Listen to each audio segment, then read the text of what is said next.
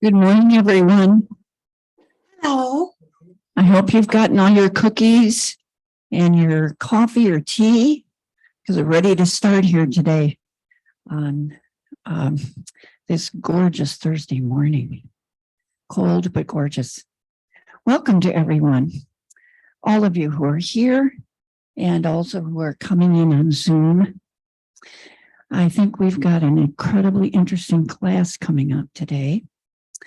And I know that's why you're all here. And our presenter is Dr. Joel Toppen. He's been at Hope since 1997.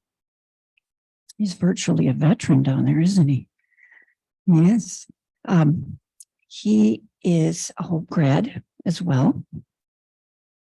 And his master's and PhD degrees are from Purdue University. Some of his classes include U.S. foreign policy and global political economy. And he was honored as an outstanding educator by graduating seniors. And he has led students to Japan and Rwanda. And let me say that I am filling in today for a colleague on the Social Studies Committee. Her name is Jan Dahlman, and she was not able to be here today. So I want to give her credit for starting this course and coordinating this course with Joel. And my name, if you don't already know, is Kit Leggett, and I'm very happy to be here today. And the name of the course, as you all know, is the Age of Sovereigntism.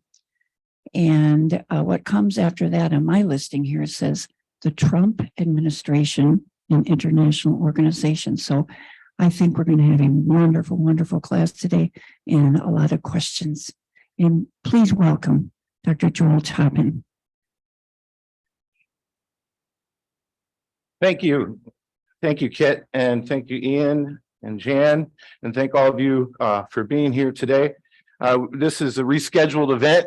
We were originally slated for sometime in the end of February, so we got snowed out a couple months ago, and that's not surprising, I guess, in Michigan in February.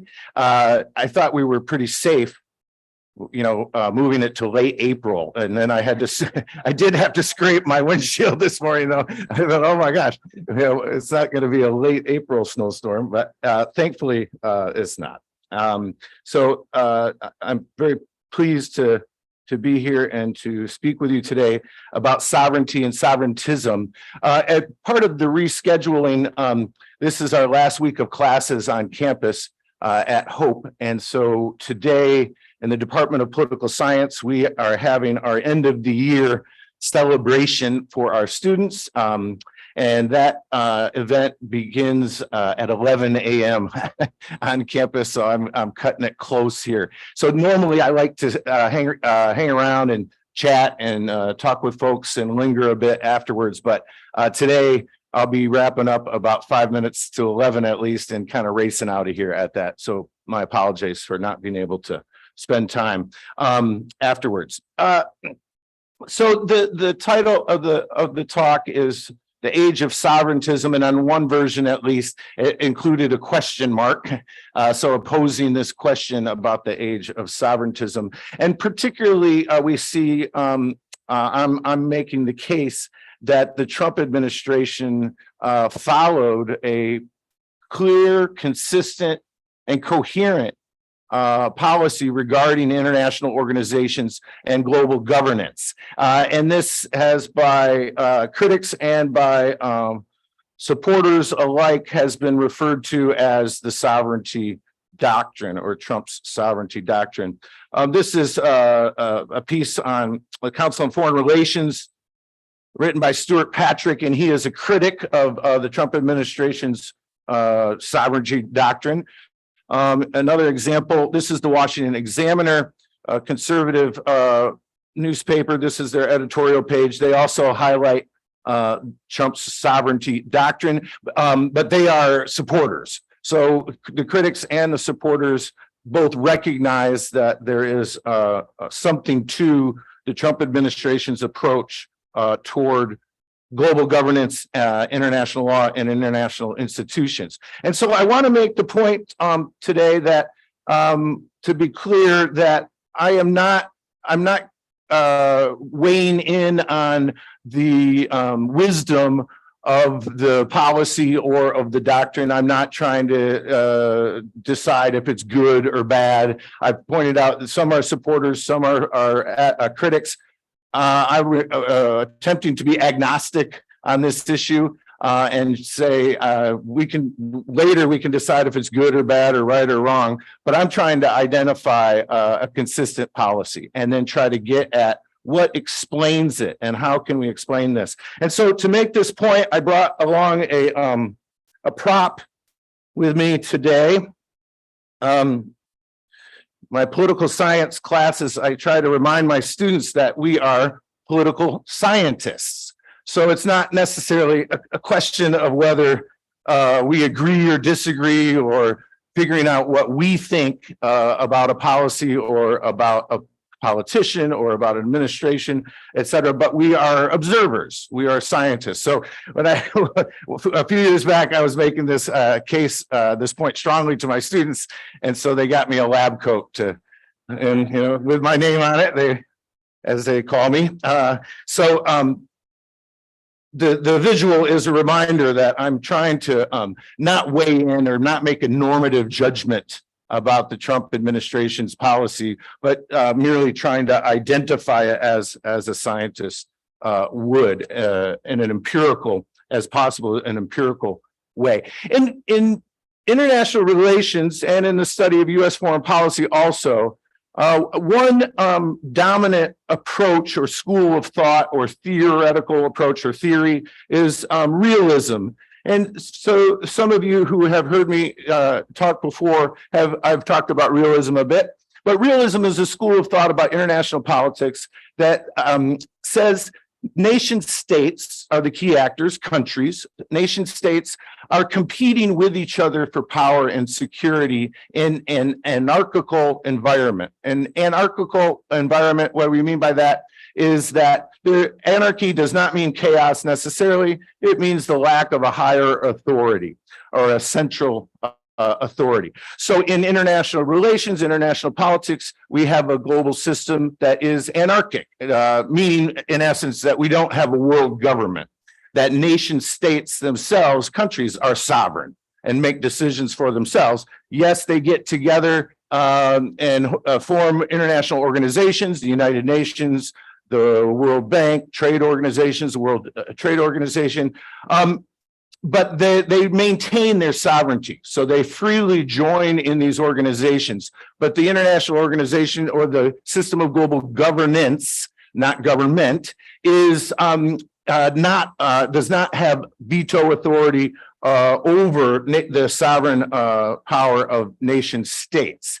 And so realists argue that in this environment, nation states then compete for power and security with each other, and that this competition is a zero-sum game. So if China is more powerful, then that means relatively that the US in this competition is less powerful. Right, so it's a win-lose, it's a zero-sum game rather than a win-win or positive sum game. And realists contend that the logic for nation states is to pursue power and security defined in materialist terms. So rather than ideational terms, material, bombs, tanks, armies, territory, money. Right. These are material interests, and the mainstream view in political science and among international relations scholars is that material interests are driving the behavior of nation states and driving this competition between nation states. Other scholars, and I'm among them, would contend that ideational forces, ideational factors are just as important in understanding the behavior of nation states. And ideational factors, ideas, ideologies, theories, identities, notions of right or wrong, these ideas are also very important to explain the behavior of states and have been somewhat neglected. So I'm trying to stress the role of the ideational in understanding the Trump administration's policy regarding global governance in an international law and organization. So, and a lot of scholars who point to the significance of ideology or ideas usually focus on ideas that they like or that they support. So the idea of human rights, for example, the notion of democracy promotion, that democracy is good and should be promoted around the globe. But I'm not, as I said, I'm not weighing in on the virtues of the ideas or the wisdom of the ideas, but just trying to establish that we have a consistent, coherent policy that is grounded in a clear, consistent, coherent ideology.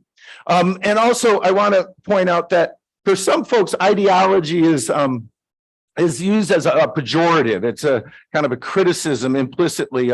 Sometimes, George Will has said before that in DC, at least, an ideology is something the other guy has. I have a philosophy, all right? And so we kind of think of ideology almost in a negative way, but I don't bring those negative connotations to it. But we have an ideology as a set or a system of ideas that are coherent and identifiable, and then they shape or drive foreign policy. One thing that's really interesting, I think, is that Trump has been criticized by members of his own administration, by folks across the political spectrum, that he is somewhat incoherent or all over the place, or that he's mercurial, or he governs by or governed kind of by whim, and that there was not a driving, principled agenda. John Bolton, his longest serving national security advisor, John Bolton, which is an interesting choice because he's so much more of a neoconservative rather than a nationalist or a populist, as Trump appears to be. But in his book about his years in the Trump White House, Bolton expresses this view of Trump that he's kind of all over the place. Trump was not following any international grand strategy or even a consistent trajectory. His thinking was like an archipelago of dots. And so I'm pushing back against this and saying, no, that there is consistency. It's coherent. You might disagree with it, or we might say, I don't support it, or I'm a critic, but it seems to me, should recognize the fact of the consistency and the coherence of the policy of the Trump administration's foreign policy as it relates to global governance and issues of U.S. sovereignty. So there may be other areas of foreign policy that have been inconsistent and more all over the place. Maybe policy towards North Korea might be one example. But when it relates to international law, international organizations, that we see this type of consistency when it comes to global governance. And so I'm going to trace for you a little bit of the rhetoric is there, the rhetoric of sovereignty. This is Trump's first speech, the picture of his first speech to the United Nations in 2017. He used the word sovereignty or sovereigntism or sovereign 21 times in that speech. And he laid it out clear as can be. Right? This is my policy. This is the administration's policy. We will not forfeit U.S. sovereignty to international organizations. We will not forfeit U.S. sovereignty or power authority to global bureaucrats, to globalists in Brussels or wherever they may be. Shortly in 2018, when Mike Pompeo becomes Secretary of State, he goes to Brussels and gives a speech to the European diplomats and globalist bureaucrats in Brussels. The speech was called "Restoring the Role of the Nation State in the Liberal International Order." And he put it plainly, our mission is to reassert our sovereignty. Bolton, who I mentioned earlier, John Bolton, he also explained the official U.S. position while he was serving in the Trump administration of rejecting, quote, so-called purported international courts.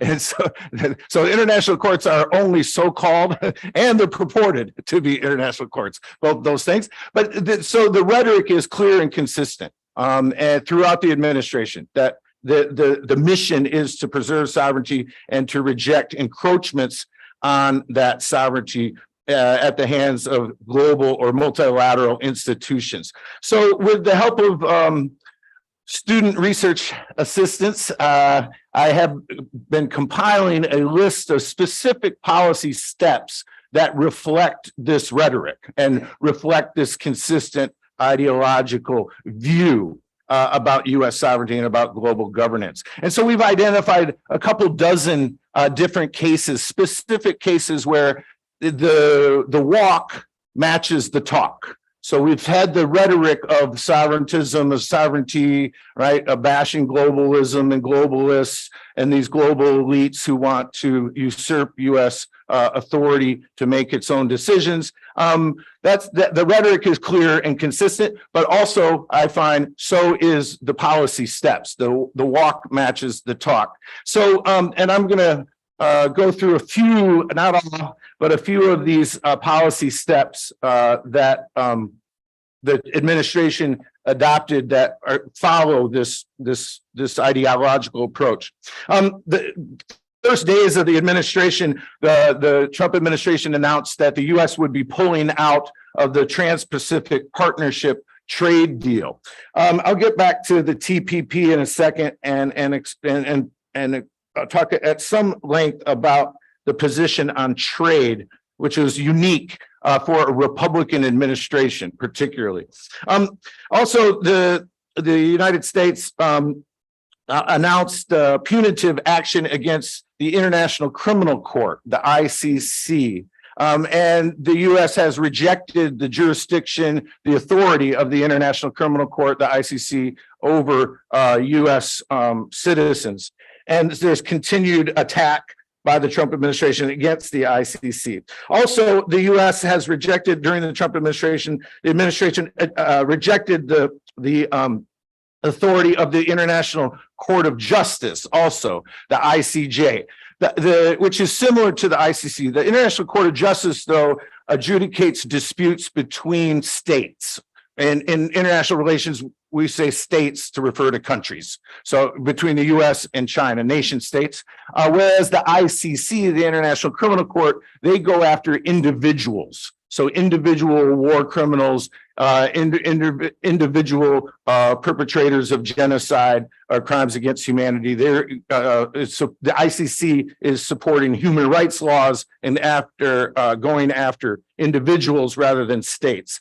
Also, importantly, the administration took steps to weaken significantly the World Trade Organization, and particularly its dispute settlement mechanism or dispute settlement body, which is called the appellate body. And the appellate body, capital A, capital B, of the World Trade Organization is, in essence, the Supreme Court of the World Trade Organization. So a decision is made, a ruling is made, China sues the United States, or US sues China at the WTO to say you're violating the trade rules, and then there's a ruling, and then if the rule is to say, yes, US, you're correct, China is violating the trade rules, we agree with you.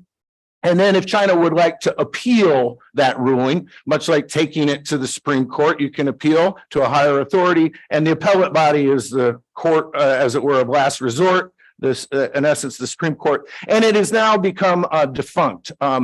The appellate body no longer exists because the Trump administration had vetoed any new nominations to the appellate body. They call them members rather than judges or justices, but they act as judges. So there's supposed to be 7 members of the appellate body, and you need at least 3 to make a decision or to make any ruling on these cases. And currently there are 0 members of the appellate body because their terms had run out, had expired, and then new members had been vetoed by the Trump administration. Interestingly, the Biden administration, while we've seen a big difference as it relates to global governance and international participation, multilateralism, we've seen a big switch but with the switch of administrations, but not when it comes to trade. And I'll come back to that again, talk about trade. But that's interesting to me and curious that we've seen more continuity in terms of the Biden administration's approach to trade, continuing in ways some of the policies of the prior administration. Of course, the Trump administration also pulled out of the Paris climate change agreement, the Iran nuclear deal agreement, and then some smaller compacts, agreements, treaties that also the United States resisted. The Global Compact for Safe, Orderly, and Regular Migration. The United States announced in December 17 that the U.S. would be withdrawing. And Nikki Haley, who was the U.S. ambassador to the United Nations at the time, defended the policy in explicitly ideological terms and said that laws about migration and immigration will be decided by Americans and Americans alone, and that this international treaty or compact violates this concept of U.S. sovereignty. She says, our decisions on immigration policies must always be made by Americans and Americans alone.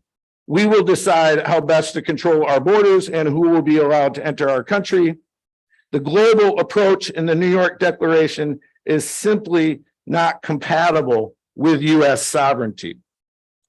Also, the U.S. was, along with Hungary, was were the only countries that refused to sign the Global Compact on Refugees in December of 2018. And I'll come back to that. It's interesting. Viktor Orban in Hungary is his administration and his approach to global governance is quite similar to the Trump administrations that we see across countries. We could maybe point to Bolsonaro in Brazil, Duterte in the Philippines. These populist leaders have a similar approach to their own sovereignty, to their own state sovereignty, and then a resistance to global governance. The United States during the Trump administration also pulled out of UNESCO, the United Nations organization, the United Nations Human Rights Council, the United States pulled out of, and then some lesser known things, the Vienna Convention on Diplomatic Relations, the optional protocol. The U.S. also announced its withdrawal during the Trump administration of the Extractive Industry Transparency Initiative, right? That doesn't make headlines too much. Paris climate change, okay, that gets on the front page, but the Extractive Industry Transparency Initiative, evidently the administration decided was incompatible with U.S. law. Bill Huizenga had a fair amount to do with that as well, to offer the coupled legislation in the Congress. The United States announced the pullout of the Universal Postal Union, refused to join the UN Arms Trade Treaty, pulled out of the Open Skies Treaty. In May of 2020, the U.S. pulled out of the World Health Organization, and so on and on and on. So what I'm saying is there's consistency here. Right. And it's not just the big, kind of headline grabbing issues of the Paris climate change deal or the Iran nuclear deal, but it's consistent throughout. One exception that we have identified in looking at the record, and the exception is the USMCA agreement, the NAFTA 2.0, the US Mexico-Canada agreement, the new trade agreement, is the exception. And it's exceptional in terms of the Trump administration for two reasons. One is that it's a multilateral deal, and the administration had preferred bilateral agreements rather than big multilateral agreements with many countries. So it's an exception in that sense that it's multilateral. I mean, granted, only 3 parties, so not big, huge trade agreement like the World Trade Organization or like the Trans-Pacific Partnership. And then also it's exceptional in terms of the trade agreement, the USMCA, has a binding dispute settlement mechanism.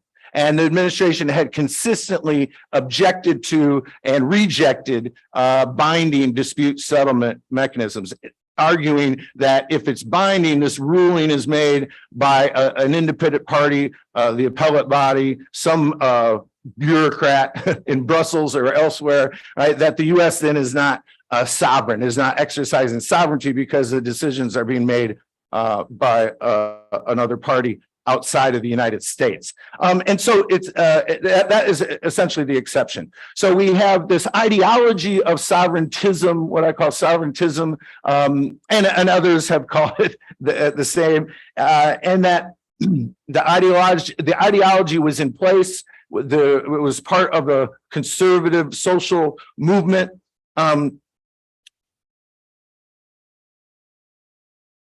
Sovereignty is stressed by socially conservative organizations and has been for decades. This is the Concerned Women for America website. They have 7 core issues having to do with abortion, anti-abortion and religious freedom. But also it's interesting, Concerned Women for America, national sovereignty is identified as one of their 7 core issues. So this ideology has been in place. Then the ideology essentially is put into practice with the Trump administration. During the Bush administration, George W. Bush, we see elements of this sovereignty position or sovereignty doctrine. President Bush had his troubles, of course, and problems with the United Nations. He was also critical of the ICC, the International Criminal Court. He appointed John Bolton, a nationalist sovereigntist, to serve as the ambassador to the United Nations. But he was also it reflected a traditional Republican view as it relates to free trade. And so he George W. Bush worked for the passage of and completion of the Doha round of negotiations of the World Trade Organization.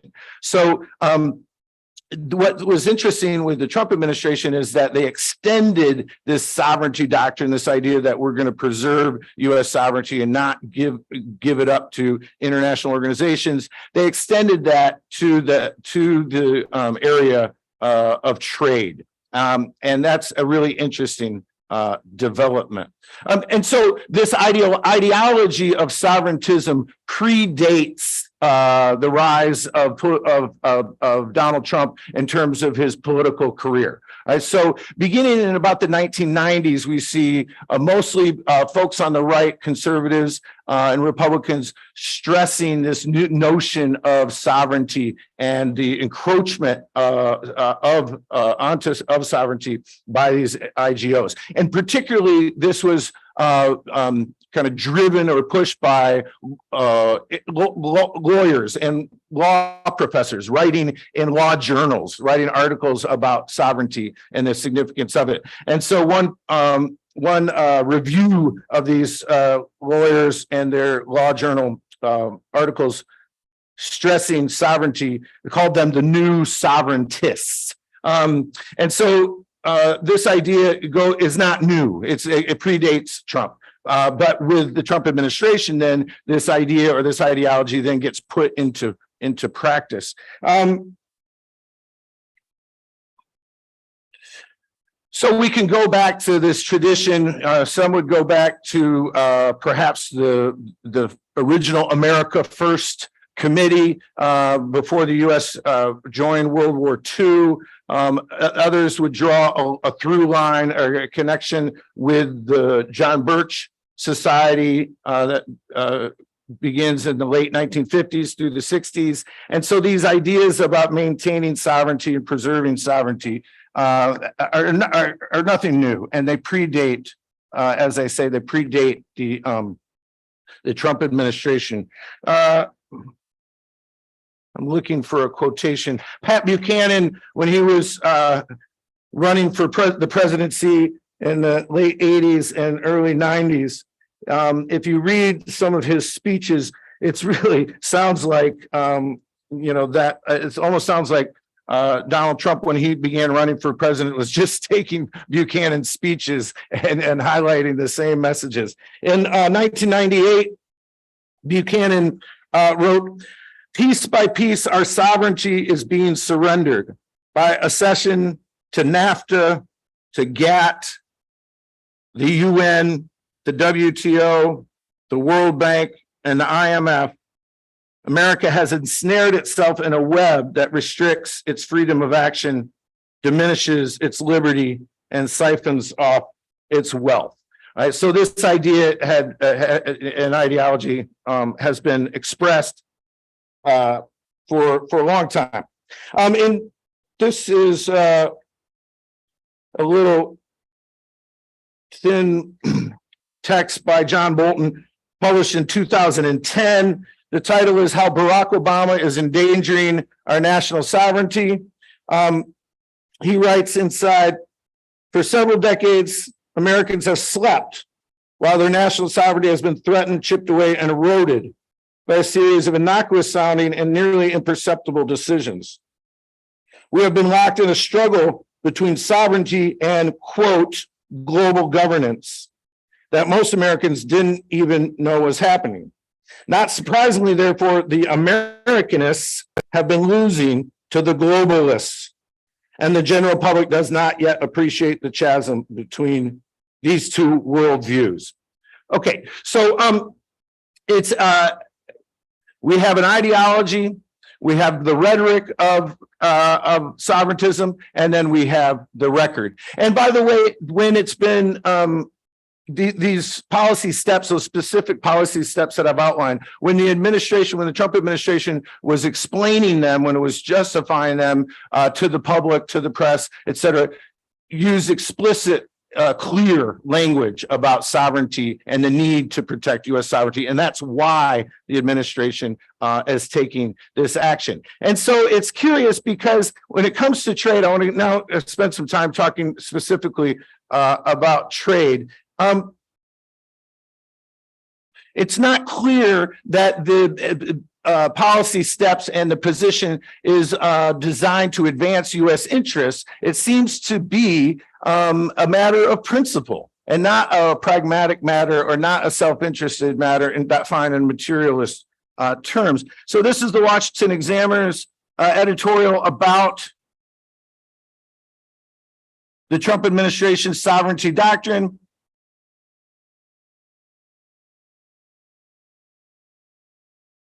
And then they go to the policy of trade. Trump would like to argue that U.S. trade policy follows this same pattern. We strongly disagree. Open trade with other nations, even when it results in a large trade deficit, is a win-win for consumers.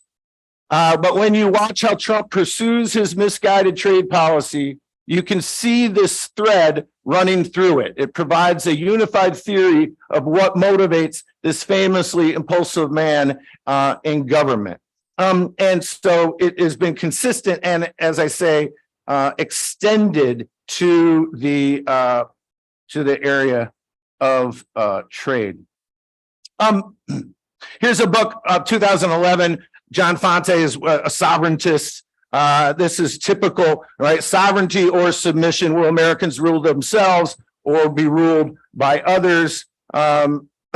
He is part of the newly created national conservatism movement, which interestingly enough is a transnational movement. It's not just the United States. So scholars, advocates,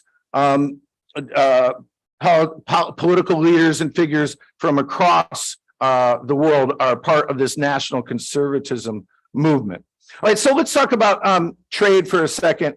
And it's interesting what's happened over the years that the partisan politics of trade in the United States have kind of flip-flopped, at least at the executive level. So for decades, the Republican Party had been the party to support free trade agreements, to support the NAFTA agreement, to support the World Trade Organization. The party was, the party of the Chamber of Commerce and big business, and free trade and capitalism and free markets and get the government out of the way and let the free market system work its magic. And that extended globally. And interestingly, in the 1990s with President Bill Clinton, he begins this shift of the partisan politics on trade in the U.S. by supporting free trade and being a so-called new Democrat. So it was George H.W. Bush who negotiated the NAFTA agreement, the North American Free Trade Agreement,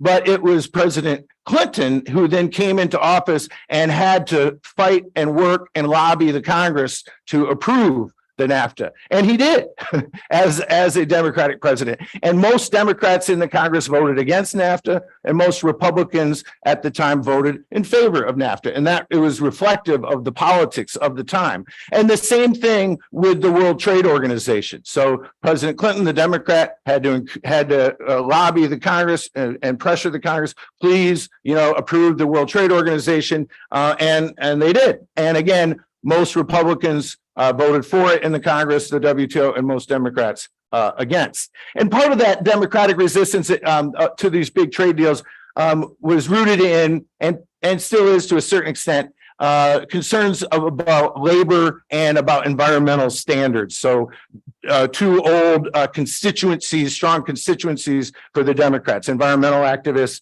who argue that these big trade agreements are bad for the environment. And then, of course, labor unions who argue that it's bad for workers to not have labor as standards as a part of these agreements.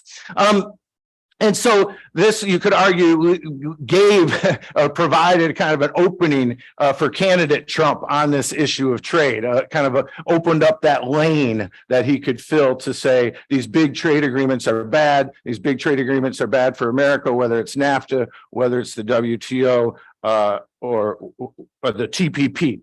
And so the TPP, the Trans-Pacific Partnership, is reflective of these kind of two guiding principles that follow from the sovereignty doctrine or idea. And that is a preference for bilateral trade agreements over multilateral agreements. And then also, as I said, a preference for non-binding dispute settlement mechanisms. So the TPP was a multilateral 12 Pacific Rim countries, and also included a binding dispute settlement mechanism. So was rejected by the administration for those reasons. Whenever there's a trade agreement, a trade deal reached, okay, how are we going to resolve disputes? We're going to say we're going to agree on a set of rules that to govern our trading relationship, and then there's eventually there will inevitably be a dispute. To say one country will say, you're not following the rules, you're violating the rules on this unfair trade practice. And so how do you resolve these disputes? And so essentially there are two ways. You can do it through negotiation, that the parties will negotiate themselves. So say the US and China will try to work out some sort of agreement, or you can have a binding dispute settlement mechanism to go to a third party arbitrator, or in the case of the World Trade Organization, the appellate body, and then they will decide the dispute or resolve the dispute in a way that's more binding. And so, of course, for the administration's view, this is a violation of U.S. sovereignty, and so it was immediately rejected, the TPP. And interestingly, again, we see continuity with the Biden administration that President Biden famously said, we're back, right, to the international community, that we're back in multilateral institutions, and we're back in terms of these international agreements, et cetera, and rejoining the Paris climate change deal as an example. But when it comes to trade, we haven't seen this major shift, right, between the administrations. We've seen continuity. So most of the tariffs against China are still in place with the Biden administration. There's been no announcement or intention to try to join the TPP, or now it's the CP, TPP, that the other 11 countries went ahead without the United States, said, okay, and went ahead and created the institution. So no announcement on that, no movement either on the World Trade Organization's appellate body. So on those issues, we're seeing consistency between the administrations, which I think is fairly interesting and curious. So I want to talk a little bit, move to the USMCA agreement, and it's really fascinating because this was in my mind, and I think it's kind of hard to argue against, that this is a big success of the Trump administration in terms of foreign policy, and especially in terms of trade policy. So candidate Trump is running in 2015-16 saying NAFTA is the worst trade deal ever, right? And we're going to renegotiate the deal, or we're going to pull the United States out of the NAFTA agreement. NAFTA is terrible. It needs to be fixed or thrown out. And so then he comes into office and makes good on that promise, successfully renegotiated this trade agreement, modernized it, updated it with U.S. allies, Mexico and Canada, in a multilateral agreement. And then when he moves to Congress to try to get the USMCA ratified, the vote was almost unanimous. I think the vote in the U.S. Senate was 86-10 or something like that in favor. So supported by Democrats, supported by Republicans. Of course, there were, the Bernie Sanders and Elizabeth Warren types on the left who are also skeptical of big trade deals. They voted against it. But so this, what a success, right? To renegotiate this complicated trade deal with our allies, did it, got it done, didn't just talk about it, but actually got it done, and then got it approved by the U.S. Congress in a bipartisan way, bringing the parties together to support the administration's work on this trade deal. I mean, what a success, right? This is leadership and effective. Getting the job done and making, fulfilling the promise of the campaign. What's interesting to me is that in 2020, the Trump campaign did not mention the success of USMCA. So this says something about the domestic politics of trade, because it would seem, from an outside observer, you say, wait a minute, this was, you ran on trade to a large extent. You ran on trade, and you're going to fix these terrible trade deals, and you did, right? And you argued that the system in Washington was broken, and all this divisiveness and polarization. But you brought the two parties together behind your trade agenda. Yay, success, wonderful. But it was not to be mentioned during the campaign, right? They kind of ran away from that and continued to bash big trade deals, right? Instead of saying we can make a more effective trade agreement. I noticed a couple of weeks ago, the former president put out a social media message saying, as he's preparing to run for president again, or is running for president again, that he took credit for the administration's ending of NAFTA. He said, I told you NAFTA was the worst trade deal ever, and so I got rid of it.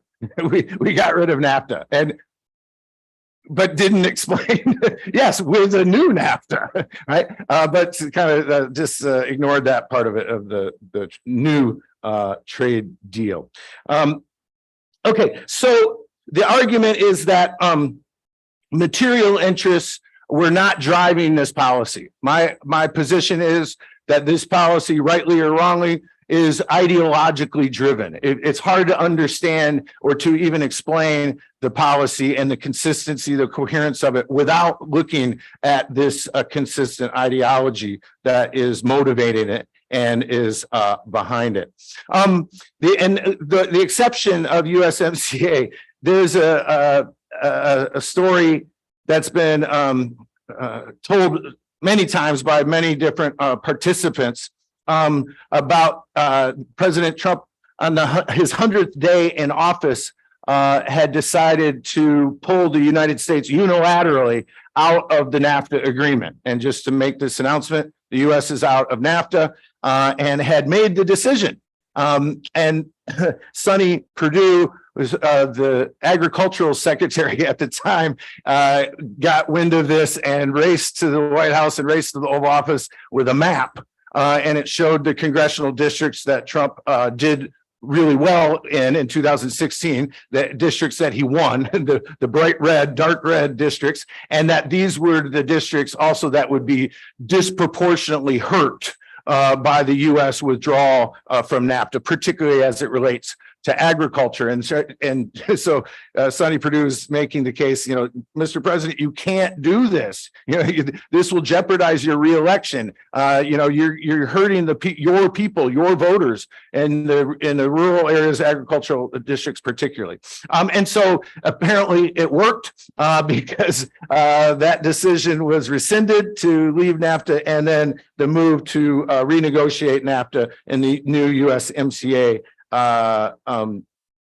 came in 2018. And so this, I think, it's almost the exception that proves the rule, right? That is what it took to overcome this ideological or principled commitment to U.S. sovereignty. It took, you're going to lose re-election if you do this. And so, okay. So that is more of a material motivation to try to win dollars, to try to win power, to try to win votes. And so it shows, I think, the strength of the ideational in terms of shaping and moving U.S. foreign policy. Okay, so I have plenty more to say, but I want to leave it there for now. And let's see what kind of questions and comments and thoughts that we have, or some yeah buts, maybe. I like yeah buts. Yeah, but right. Some pushback in terms of that. And I think, do we have a microphone that we can? Yep. Please and thank you. You talked about settling trade disputes. Are tariffs a reaction to trade disputes? They're not really settling the problem, but how do tariffs fit in? Yeah. So tariffs are a tool of commercial policy. So interestingly, the way it works, or used to work, with the appellate body at the WTO. So, I mean, the WTO's dispute settlement is gone, right? That lasted about 25 years. It no longer exists. But the way that they would do it is, if they found one country in violation, I said that their rulings are binding, but how they enforce their rulings actually is to allow other countries to put economic sanctions or tariffs on the violating party. So creating, and those sanctions and tariffs on the violating party would otherwise be a violation of WTO rules. But because there's this party, this state violated those rules, then it allows the economic tools or punishment with tariffs, with economic sanctions, to try to get that country to fall in line. And so usually they do fall in line because of these economic costs and the economic benefits of being a full participant of the WTO. So interestingly, when it comes to tariffs also, and of course, tariffs are a tax, right? It's a tax on imported goods or imported services. So, and again, this is partly why it's been associated with the Republican Party. Usually Republicans in Washington haven't been big advocates of tax increases across the board. So, but a tariff is a tax. And as we all know, the buyer pays the tax, not the seller. The buyer pays the tax. And even if Art Van has a furniture sale and they say, we'll pay the sales tax, right? Okay. But really the purchaser buys. It's like you're just saying 5% off. Like you're still passing the costs on to the purchaser. So what's interesting with the use of tariffs, and I talked primarily about the Trump administration's position regarding trade agreements, but also the willingness to use tariffs aggressively is a shift for the Trump administrations, particularly compared to previous Republican administrations. And not just against China, right, but also an aggressive use of tariffs against allies in Europe, in Canada, et cetera. And then as it relates to China, one approach would have been to say, okay, China cheats on trade, right? They're not abiding by free trade principles and the rules of the World Trade Organization. And so, okay, how can we get China to fall in line? How can we get China to follow the rules? And the decision was made to put these massive tariffs on China and then this kind of trade war through the tit for tat raising of tariffs. It's interesting that the administration decided to go it alone in regards to China. So China cheats on trade, but not just against the United States, against South Korea, against Japan, against Europe, it's a way of doing business. And so one approach would have been to say, hey, let's work with our allies and let's work with Europe, the European Union, let's work with the UK, let's work with South Korea, with Japan, and together we can take on China and demand that they stop cheating and abide by these rules. And that would have increased, some would argue, the leverage that the U.S. had. But instead, the U.S. said, nope, we're going it alone and we're against China. We're going to take on China one-on-one. And we're also going to, by the way, increase tariffs on aluminum, on steel from allies as well. I don't know if that got to your question exactly, but there's a hand over here.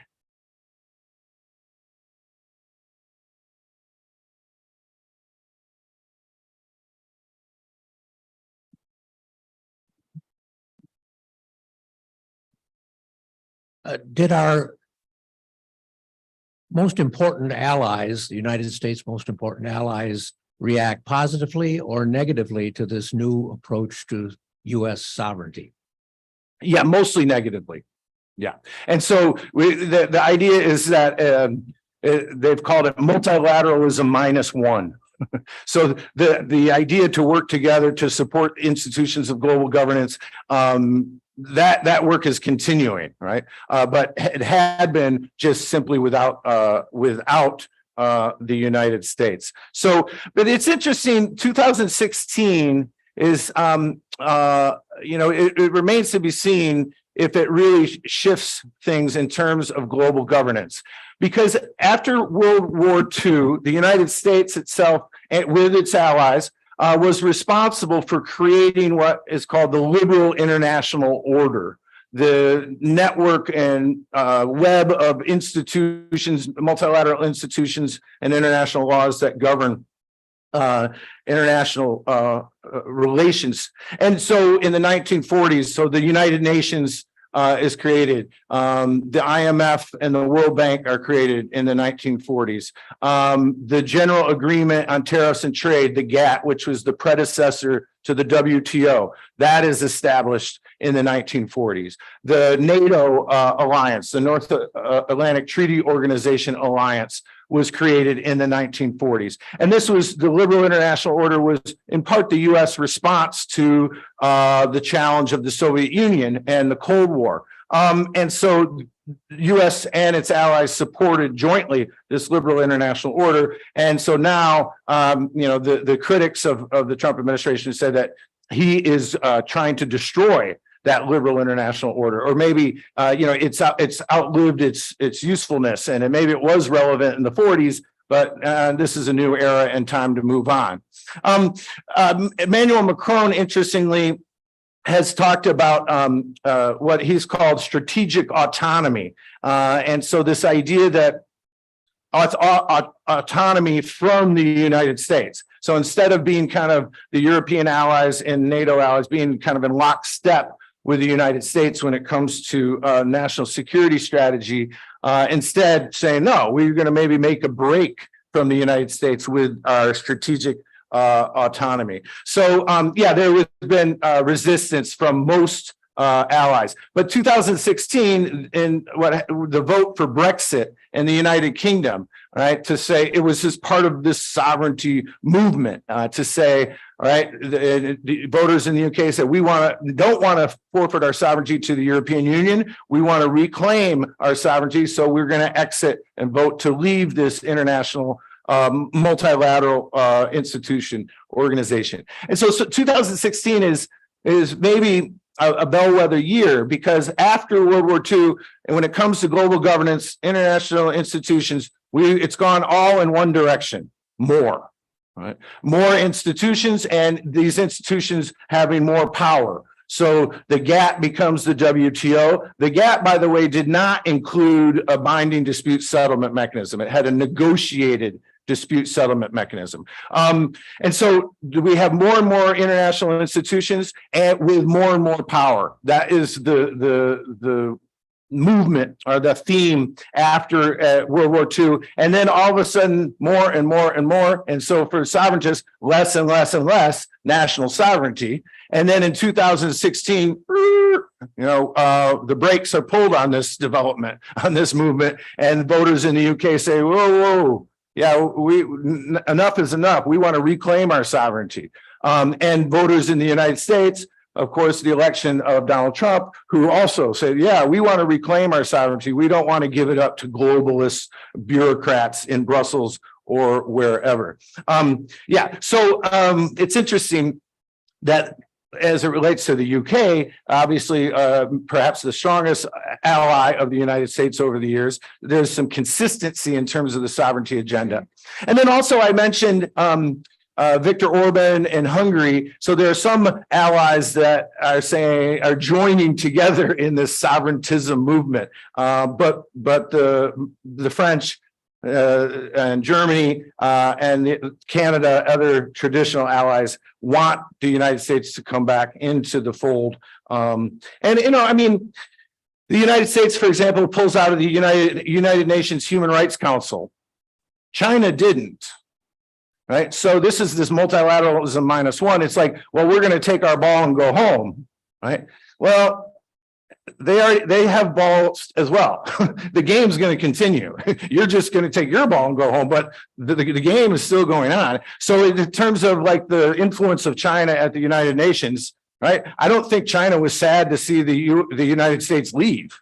Right, to say, oh, you are stepping back of your leadership role in terms of global governance, in terms of these international institutions. Oh, well, thank you very much. Right, we'll step right up and we'll fill that gap. We'll fill that void. And so I think most U.S. allies are concerned about that they have benefited from U.S. leadership, not just U.S. participation in these organizations, but U.S. leadership in these organizations.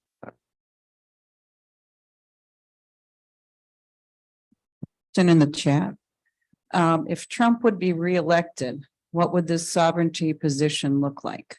Yeah, that's a really good question. I mean, I would expect it to be consistent. However, I think we could even see it perhaps accelerated, because particularly in the early years of the administration, there was a lot of debate, of dissent, of disagreement within the administration about these things, and a lot of talk about the so-called battle between the globalists and the nationalists. And the nationalists, you had Robert Lighthizer, Peter Navarro, Stephen Miller, Steve Bannon. These are the nationalists and the anti-globalists within the administration. And then on the other side, you had Gary Cohn as the globalists, representing the globalist camp.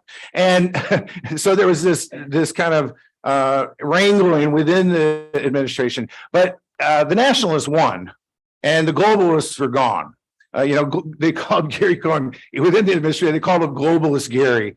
And globalist Gary left the administration. So in a new administration or a second Trump administration, I would expect the sovereignty agenda to be even stronger and perhaps even more pronounced and accelerated. So we might see the U.S. pull out of NATO, which President Trump had threatened to do over the years of his administration. And we might see the United States pull out, not just end the appellate body, but actually pull out of the World Trade Organization.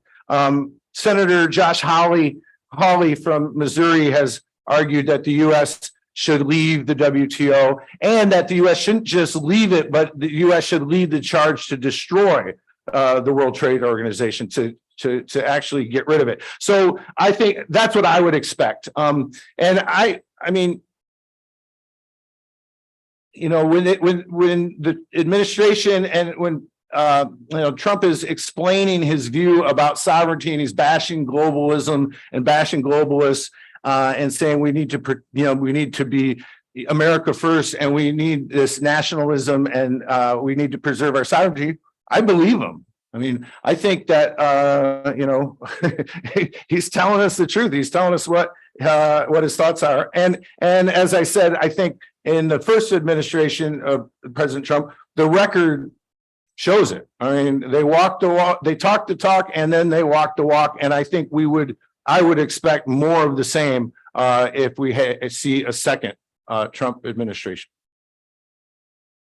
Realpolitik or realism is pretty big in going hand in hand with hegemony. And yet I think hegemony, or it seems like hegemony, is pretty much antithetical to this whole sovereignty argument. Is anybody on the sovereignty side of the argument arguing that we get more hegemony by going it alone?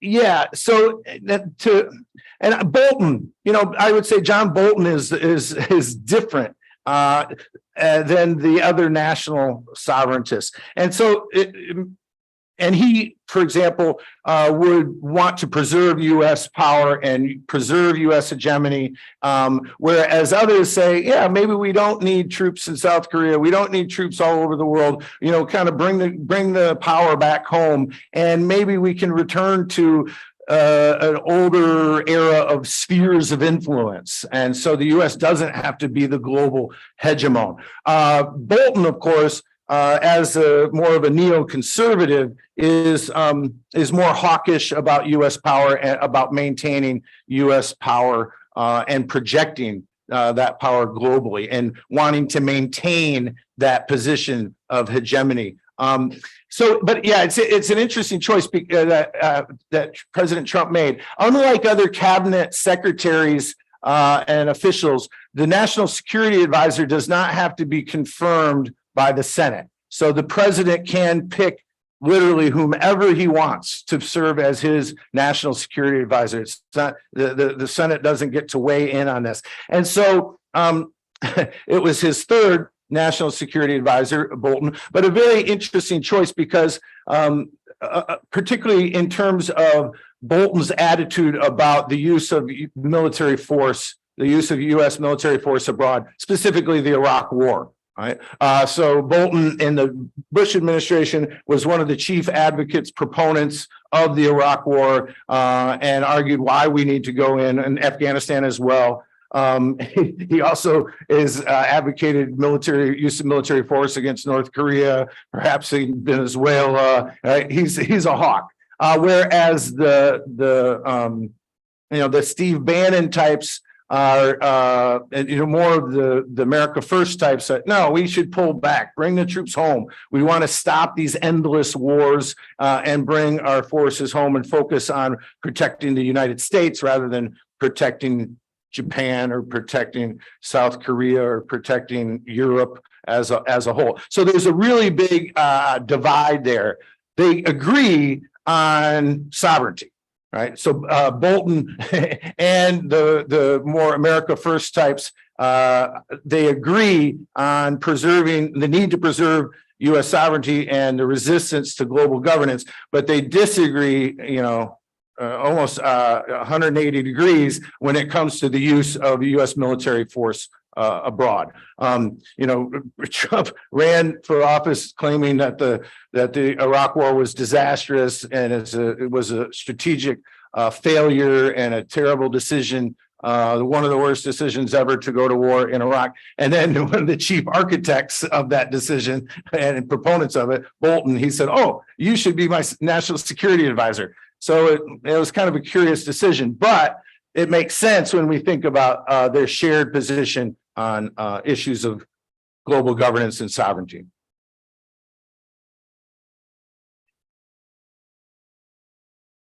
To what extent are tariffs inflationary? And looking back, I see a long period of very low inflation globally, and that kind of corresponds with a period of global liberal order established after World War II. And then now we see tariffs, all of a sudden we see inflation again. What's your position on that? Yeah, I was trying to quickly find a graphic to to show the tariffs. And I mean, tariffs are inflationary.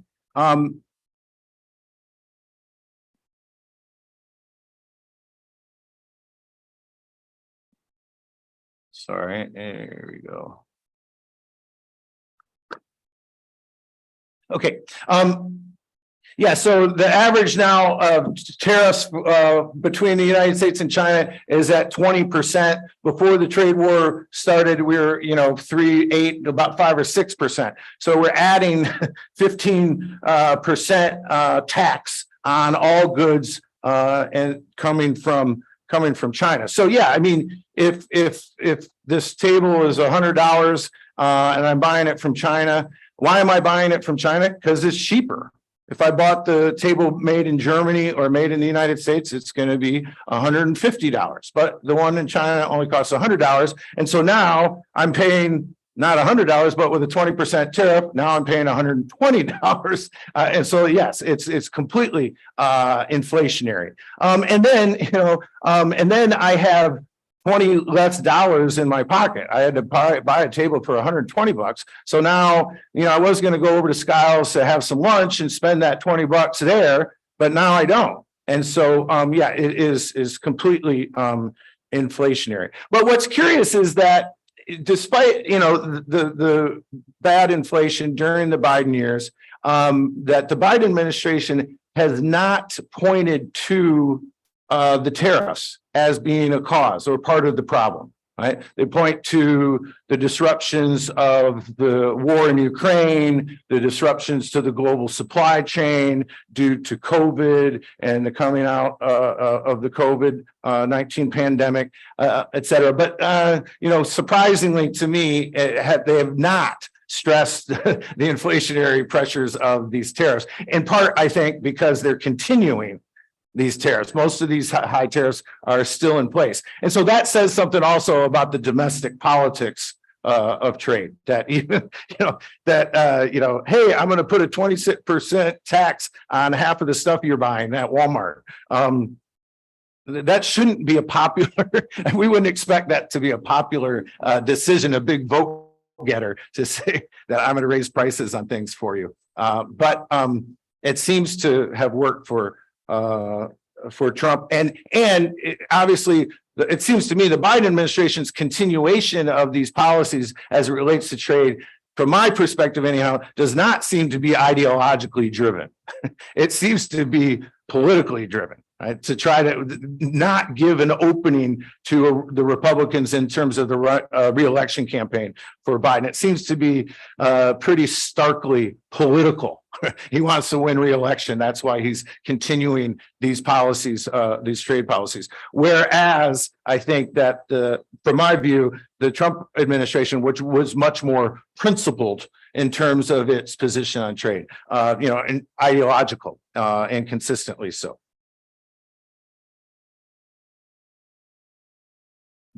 We got one in the back here, and then wondering if the people who are most, say, hawkish on national sovereignty worry about a global order led by China. Or is that something they worry about, or they're so ideological driven that they don't spend much time and thought on that? Yeah, and most of these folks are very hawkish on China as well, right? That they see China as a threat, a particular threat to the United States, and that the U.S. It needs to resist the rise of China and try to limit China's power. But it's curious that the square, is not circled, or the circle is not squared in terms of, the TPP, for example, which was negotiated by the Obama administration. And part of the logic, the rationale, it wasn't just a trade deal. It was also an effort to check the increased power and influence of China in the region. China was excluded from the TPP. So it's saying, hey, let's get a group of Pacific countries that does not include China, and we can then resist or check the power or balance essentially the power of China in the Pacific region. And so when the Trump administration, even though they're willing to go to, to be hawkish against China and take China on, decided to leave the TPP. And many, folks, and especially supporters of the TPP said this is strategically, it is a mistake vis-a-vis China, because China welcomed that decision. China says, "Oh, what? You're gonna withdraw from the Trans-Pacific Partnership? Oh, good, right?" That provides an opening for China. And I mentioned that the United Nations, whether it's UNESCO, Human Rights Council, the World Health Organization, without the US's participation in those bodies, it provides this opening for China to fill that leadership gap. And it's interesting also that China, claims to support and be working towards a rule-based international order. And so you have the United States now that's saying we want to go one-on-one, have bilateral deals where we negotiate, and because the U.S. is the most powerful country militarily, economically, that the U.S. could then strong arm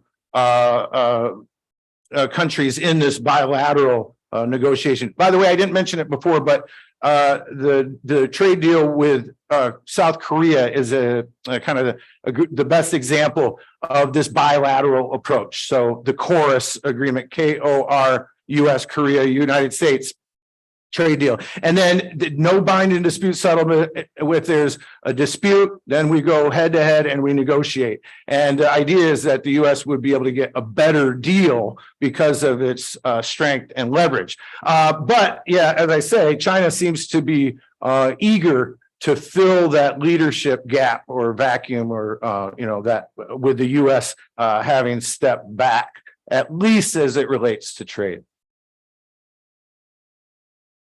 In the chat, if we withdrew from NATO, could it survive?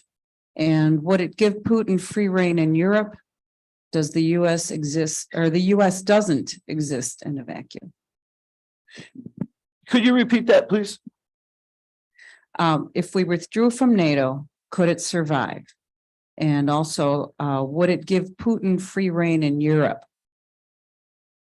Yeah, a good question. Very good question. I think that it would survive. And I think that especially now that with the Ukraine war, with Putin's invasion of Ukraine, it seemed like the Europeans, NATO, okay, the threat from Russia, we can cut our defense spending, right? But since the invasion and the war began in Ukraine, right, Germany has said, oh, yeah, we'd have to increase our defense spending.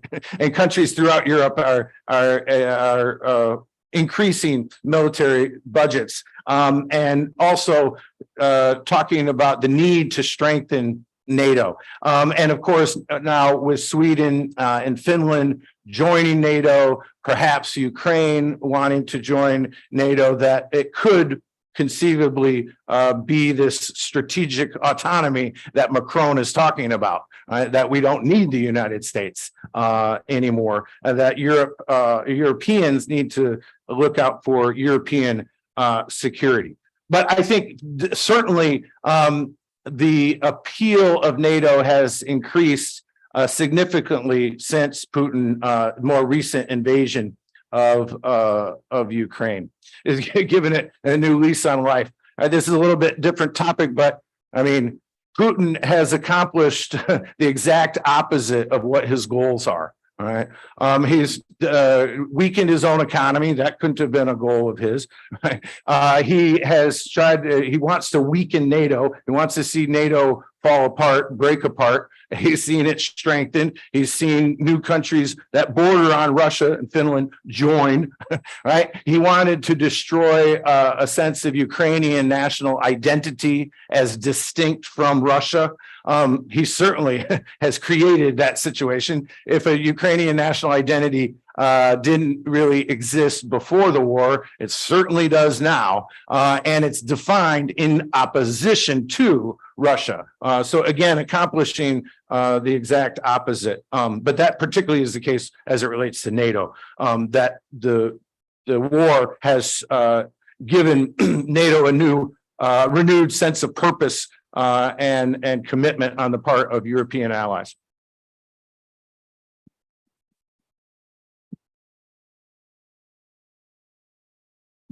I'm concerned that you have considerably more to say, and maybe another question is almost a waste of time, but national sovereignty taken to the extreme would be called isolationism, I suppose. And we've been taught that isolation is a bad thing nationally. Where do you think history will judge where we are right now with regard to sovereignty? Yeah, that's a great question. I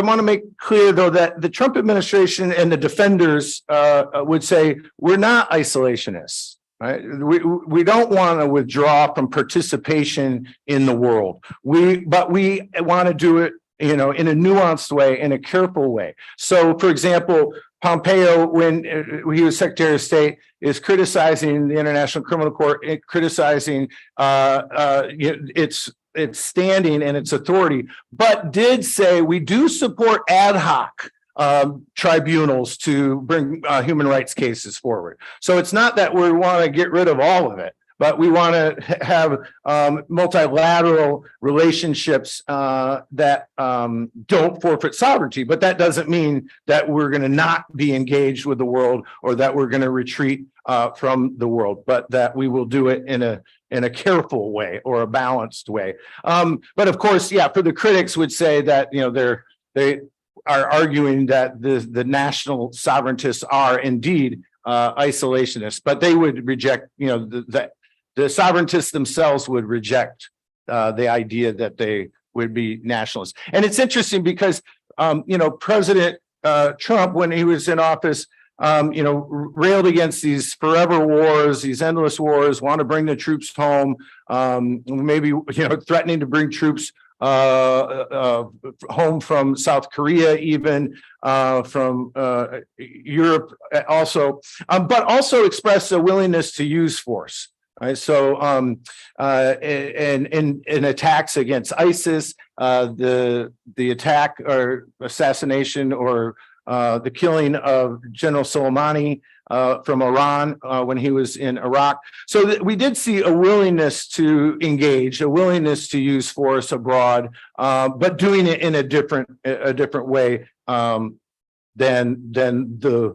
the globalists or the liberal internationalists would conceive it. But how history will judge it is, who knows, right? There's an old story of, I think it was Zhou Enlai, Chinese leader, who was asked in the 20th century what he thought of the French Revolution from a couple hundred years before. What's your verdict on the French Revolution? He says, well, I don't know. It's too soon to tell. Right? We got to see how this plays out. And so I tell my students that politics is like science fiction for the patient. Right? So they can't. It's science fiction. We're making it up, but we don't know how it's going to end, and we can't, go to the back of the book and just read the last chapter and find out how it ends, right? Or we want to fast forward the movie to the end to find out how it ends. But we have to be patient. I think we have time for one more question. I have time for one question. I have a question for you, please. I think I've heard, and you may have too, Trump and maybe the leader of Hungary, is it Orban, called populists. And I wonder if you could give us a distinction between populism and sovereigntism. Yes. Yeah, that's a great question. I mean, populism is difficult to define, but one of the mainstays, whether it's left-wing populism or like that we see, say, from AMLO in Mexico, Lopez Obrador, the president of Mexico, who's a left-wing populist. We could consider Bernie Sanders to be kind of a left-wing populist. But populist in its right-wing forms, left-wing forms, the one consistency that we see is a distinction between the people and the elites. And so populists say we want to restore power to the masses, to the common folk, and take power away from these elites, whether they be economic elites, political elites, intellectual, academic elites. That is consistent there. So certainly there's a considerable degree of overlap, right, between what I'm calling the sovereigntists and right-wing populists, and particularly as it relates to national leaders. Now, Bolton, for example, is not a populist, but is a sovereigntist. So it's not a complete kind of overlap, but there's some intersection going there. But as you know, in terms of the leaders that I named that would be kind of part of the sovereigntist idea, Duterte in the Philippines, Orban in Hungary, Bolsonaro in Brazil, Trump in the United States, these are all populist leaders. And so they are running on the messages and agenda are somewhat distinct, but they're running against the elites. And they're saying elites are trying to take power away from the masses, away from the regular folks, and we're going to restore power. We're going to take it away from the elites, and we're going to give it back to the people, which is a weak explanation of that. Good question, but sorry. All right, I'm going to head over to our end of the year celebration for the political science department. I thank you all very much for your presence and attention and participation. And I look forward to coming back in the fall. I think I'll be here with a great decisions session in the fall. So thank you all very much. Thank you. Thank you, Joel.